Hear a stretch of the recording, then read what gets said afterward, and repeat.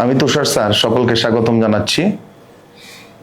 আজকের প্রশ্নটি KUET admission test 2017-18 সেশনে আসছিল।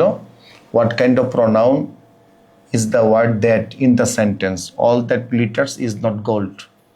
এটা একটা idiom.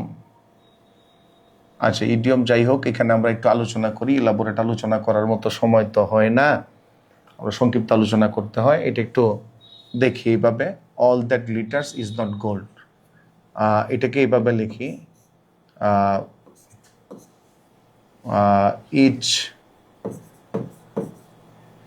each metal that glitters is not gold.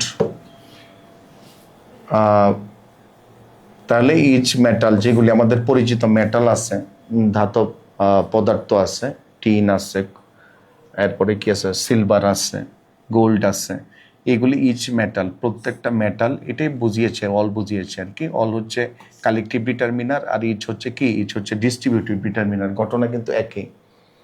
হ্যাঁ, ইচ মেটাল, এখানে মেটাল নাউন, দ্যাট গ্লিটার্স, তাহলে এই যে দ্যাটটা আছে, দ্যাটটা হচ্ছে রিলেটিভ প্রনাউন।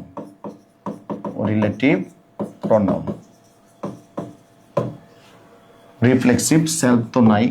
এমফেটিক মানে জোর প্রয়োগ করে, এটাও সেলফ থাকে, সেলফস থাকে। ডেমনস্ট্রেটিভ মানে কি, দিস দ্যাট, এগুলি কিছুই নেই, দ্যাট আছে, সুতরাং এটা রিলেটিভ প্রনাউন হবে। উত্তরটা আমরা চেক দিব। হ্যাঁ, রিলেটিভ প্রনাউন। ধন্যবাদ সকলকে।